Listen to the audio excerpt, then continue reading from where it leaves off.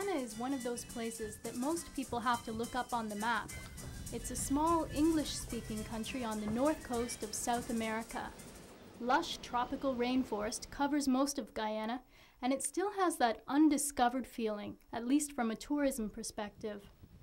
On the coast, where about 90% of the population lives, the culture and weather is much like the Caribbean. That said, don't count on a beach holiday.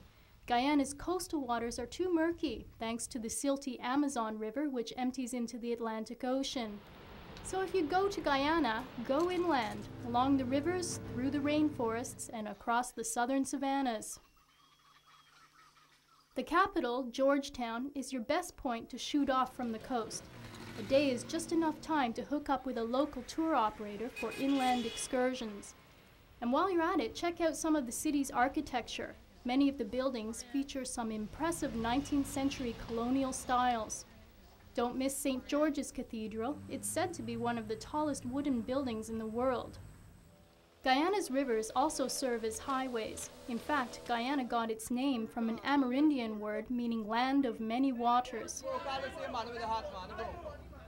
Travel by speedboat or river taxis offers a glimpse into the ebb and flow of river life, and sometimes an unexpected close encounter with nature.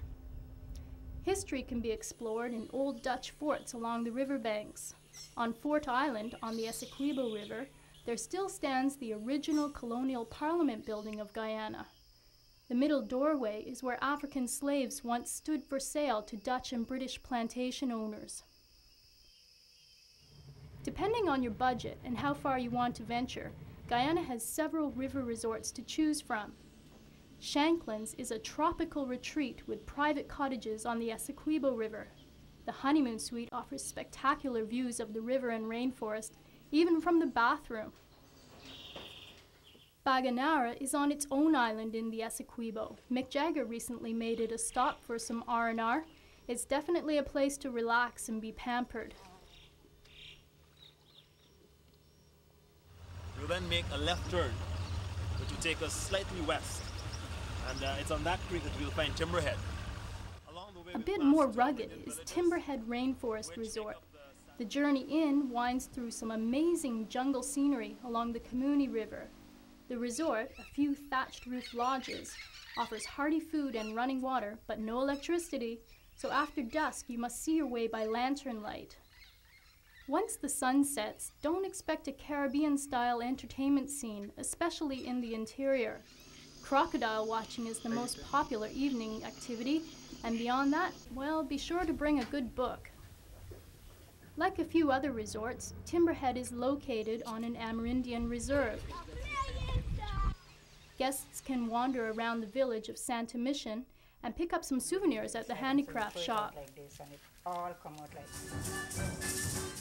Since the tourist flow is still at a trickle in Guyana, it's relatively easy for foreigners to visit Amerindian communities, as long as permission is granted from the village captain beforehand. The indigenous people of Guyana belong to different tribes, each with their own languages and traditions, although centuries of colonial rule and globalization have both left their mark on their culture. And today, Amerindians make up about 4% of the population. Because the British were the last to leave in 1966, most Amerindians speak English, which makes it easy to have a conversation. So you just make coffee, so you put in the water. The best way to explore the jungle is with an Amerindian guide. Without one, you can miss a lot, like spotting jaguar tracks. They'll explain how different trees and plants provide traditional medicines and tools for survival. Deep in the rainforest is Kaitour Falls, Guyana's #1 tourist attraction. Yet there's nothing touristy about this place, not a single souvenir stand. To get here, you can hike overland for a couple days, or for the less adventurous, there are flights from Georgetown. Kaitour Waterfall was discovered in 1870 by Charles Barrington Brown, an Englishman, the 21st of April, I think it is. However, I would like to say he rediscovered this waterfall because the local Indians knew about this waterfall thousands of years before the Europeans actually came. According to Amerindian legend, a chief sacrificed himself by canoeing over the falls in order to save his people from an evil spirit.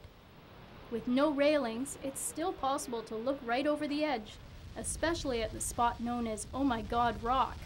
With a treasure chest of rainforests and rivers, it's easy to see why early explorers considered this place the mythical land of El Dorado. And it's still all here for today's ecotourists.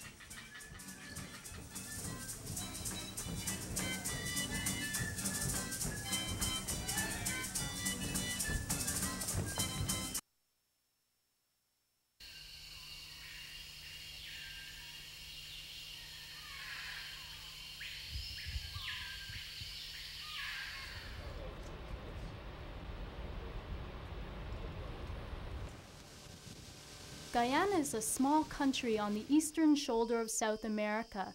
Scenes like this are common, but down in the southwest, there's a place where the jungle just stops and opens up to a stretch of dry grasslands.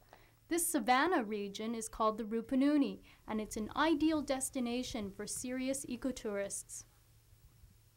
Flights to the Rupununi depart from Guyana's capital, Georgetown, and they arrive in the Amerindian village of Anai. The Rupununi is sparsely populated, and most people who live here are Amerindians, the original inhabitants of Guyana. Just behind the Anai airstrip is Rockview Lodge, a great base camp for exploring the Rupununi. Rockview is an old ranch house which now offers self-contained suites as well as camping facilities. On the menu at Rockview is a delicious blend of Creole, Guyanese, and Brazilian cuisine. Most of the ingredients are grown at the resort or in nearby Amerindian villages. Cassava, a staple in the Amerindian diet, is used in a variety of dishes. From Anai, a road leads straight into the rainforest, but beware, after rainfall it gets rather messy and a four-wheel drive vehicle is a must. About 2 hours along this road, you'll come to the boundary of Iwokrama Rainforest, a 3,600 square kilometer zone which the Guyanese government has donated for research into conservation and sustainable forest management. Even the environmental impact of the road itself is studied.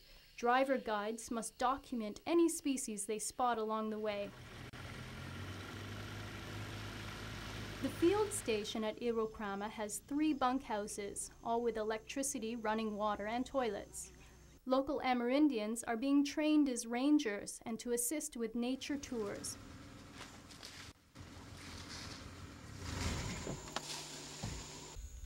Part of this project involves creating a photographic database of the hundreds of species that are found in the reserve. Frogs and snakes are common, and there are nearly 500 bird species, including the harpy eagle. 20 minutes downriver from the field station is Turtle Mountain. Here you can hike right into the rainforest with Amerindian guides to explain which plants provide traditional medicines and tools for survival. An hour and a half and a rather steep climb later, hikers are rewarded with a spectacular view of the rainforest canopy, this time from above.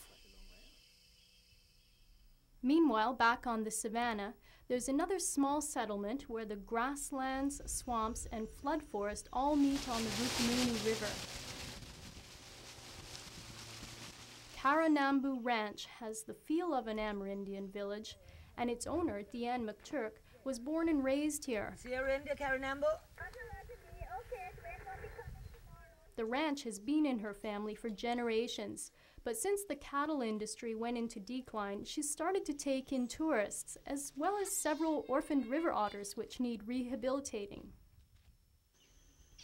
Many places call themselves a bird watcher's paradise, but few live up to their name like Karanambu.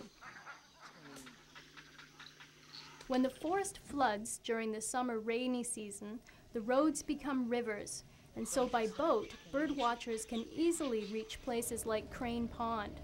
At sunset, this magical place is teeming with wildlife, and there are birds such as egrets, cormorants, and anhingas.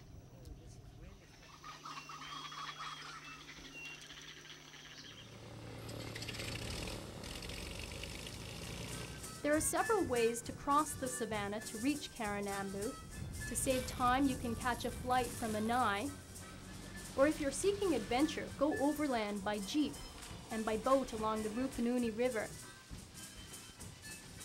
But if you want a true Rupununi experience, try at least part of the journey by bullet cart. It may be slow, but it's authentic, and there's no better way to take in the serenity of the savannah.